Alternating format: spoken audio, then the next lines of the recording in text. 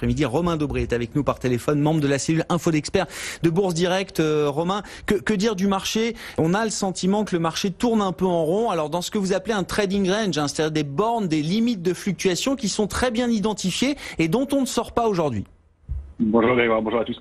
Oui, c'est exactement ça. On le pressentait un peu après des grandes embardées à la hausse, à la baisse. C'est un marché qui se stabilise un petit peu avec des réactions intéressantes. On voit que les marqueurs du stress sont quand même assez hauts toujours. L'or qui plafonne, qui essaie de s'attaquer à sa résistance majeure à 1772 $ l'once. Des portefeuilles qui sont couverts, de la volatilité qui est toujours assez haute, au-delà de 30 à 33 environ aujourd'hui. Et puis de la nervosité, dans un sens comme dans l'autre. On a des accélération baissière dès qu'on entend parler d'accro entre les États-Unis et la Chine au sujet de la guerre commerciale. Et puis, à l'inverse, des réactions assez brutales sur des niveaux techniques bien identifiés. Donc à Paris, vous le disiez, oui, un trading range bien précis. C'est 4680, 4750 en bas sur le futur CAC 40 juillet, donc qui vaut 30 points de moins que l'indice CAC 40 cash. C'est 5015 la première résistance. On peut imaginer des extensions au-delà des bandes des plus hauts annuels, 5148 et puis 5205, mais c'est probablement pas le cas dans l'immédiat.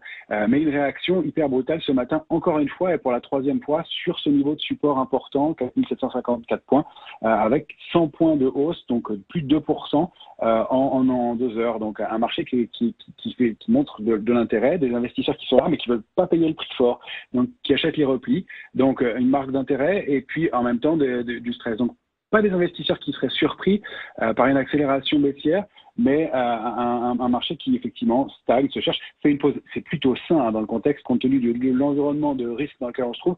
C'est plutôt bien qu'on ne paye pas à n'importe quel prix et les yeux fermés, puisqu'il y a quand même beaucoup de facteurs de stress. Ce qu'on peut dire en revanche, c'est que du côté des États-Unis, il y a des petits signaux de faiblesse depuis quelques heures, notamment sur le S&P et le Dow Jones, qui ont rompu ponctuellement la ligne de tendance haussière au-delà de laquelle ils évoluaient depuis la fin mars. Donc c'est quand même des marqueurs importants.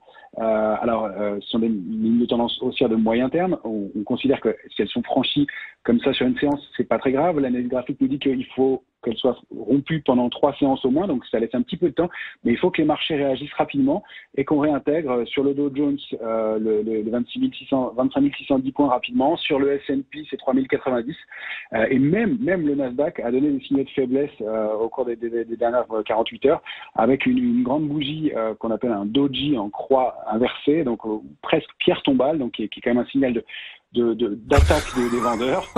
Le nom de la figure s'appelle Pierre Tombale, Romain. Doji Pierre Tombale. Ça veut dire c'est bien, oui, c'est bien clair. C'est évocateur, oui. C'est évocateur. On ouvre au même niveau qu'on clôture et on a tenté une percée haussière qui a été invalidée. Donc les vendeurs reprennent la main dans le courant de la séance. Ça traduit en haut de marché au moins de l'incertitude. Et puis cette bougie, elle est suivie hier d'une séance de baisse assez marquée. Donc voilà, pour l'instant au moins de l'incertitude. Pas d'alerte majeure encore une fois, parce que les portefeuilles sont couverts, même très couverts. Il y a de la protection, pas de quoi surprendre les investisseurs, mais un marché qui est quand même un peu dangereux et qui recherche des valeurs fortes. On le voit, on a les titres qui sont forts en ce moment au sein de l'indice parisien, c'est Air Liquide, Atos, Legrand, LVMH, L'Oréal, Sanofi, etc. Donc un marché qui se cherche toujours. Il ne faudrait pas qu'on aille taper trop de fois sur cette borne basse à 4754, 4680, parce que l'intérêt acheteur pourrait se tarir et on pourrait accélérer un peu la baisse, donc prudence quand même, mais il faudrait qu'on réussisse à s'extraire de ça. Donc on a des marqueurs dans les 2-3 jours à venir qui sont importants et il faut qu'on se réinstalle plutôt au milieu, au-dessus de la médiane du range, au-dessus des 4850 points pour l'indice parisien. Merci beaucoup Romain. Merci pour votre contribution chaque semaine à Intégral Bourse. Romain Dobré, membre de la cellule Info d'Experts de Bourse Direct.